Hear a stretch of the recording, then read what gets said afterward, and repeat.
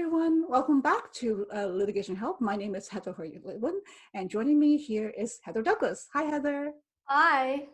So today we're going to talk about something called motion for security for costs.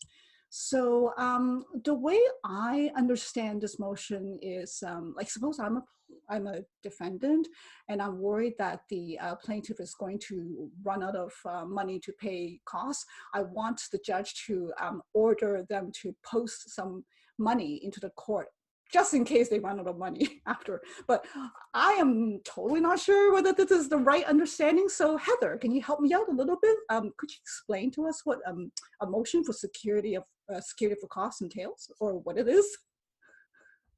Yeah, so a motion for security for costs can be brought by the plaintiff or defendant, but it depends on what rule you're moving under.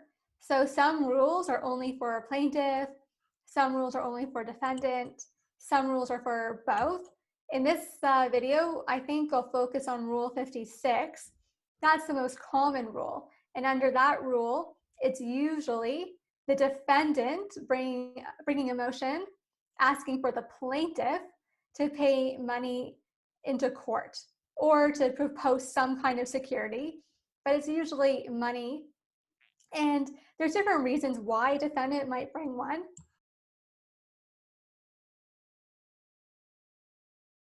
So common theme might be that a plaintiff is put forward who is a corporation, and it's like an empty corporation. It's like nothing really is there. There's no strong assets attached to that corporation, and they're trying to shield the real plaintiffs from the risk of the litigation.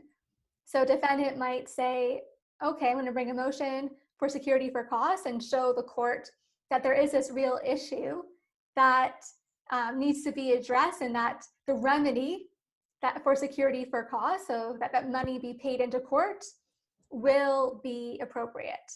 And if you look at the rule, there are a bunch of circumstances that are listed for when it's appropriate to bring this kind of motion.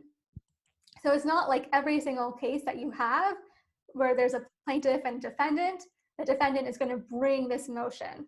It's a very particular remedy that is sought, and there's a weighing of factors that the judge will consider. The court sets a high threshold for these motions because they don't want to be awarding it all the time, constantly, for every case. It has to be very pressing concern and a real concern that they won't be able to pay. Otherwise, for every case that came across, there would be this motion, and it would clog up the court resources.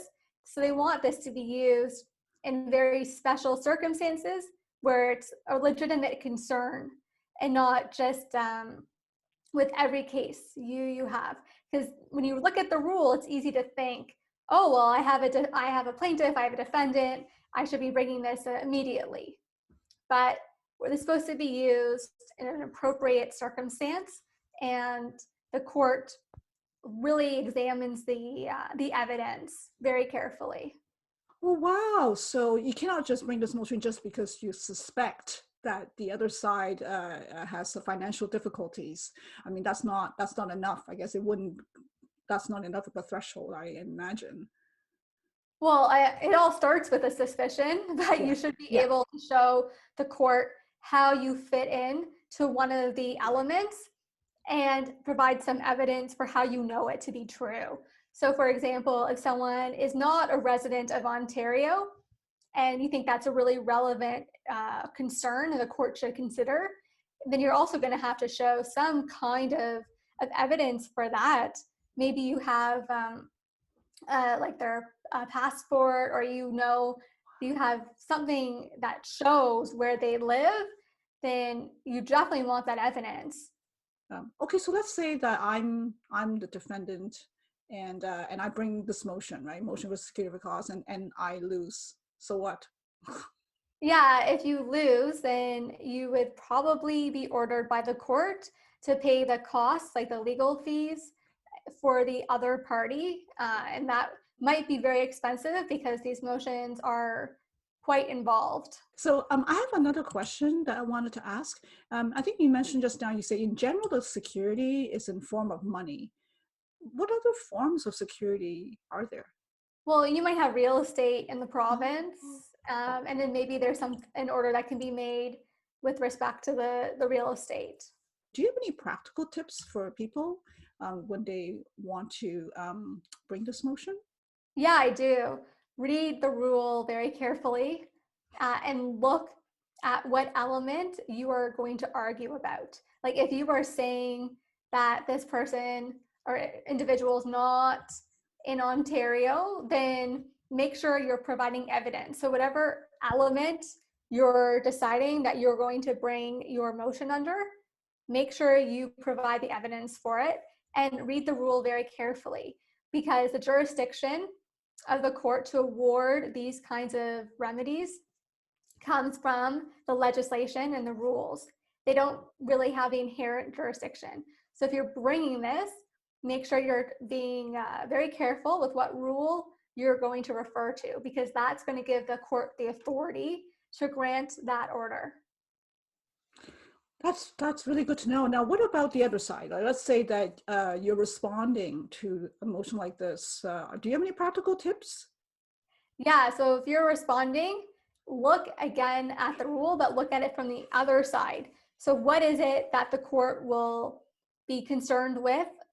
So if they're saying, if the moving party is saying, well, we need the money because they don't live in Ontario, but actually you do live in Ontario, provide that evidence. Or if they're saying you don't have sufficient assets, then provide proof that you have assets and that you can pay an award, and it's not necessary that this motion be brought.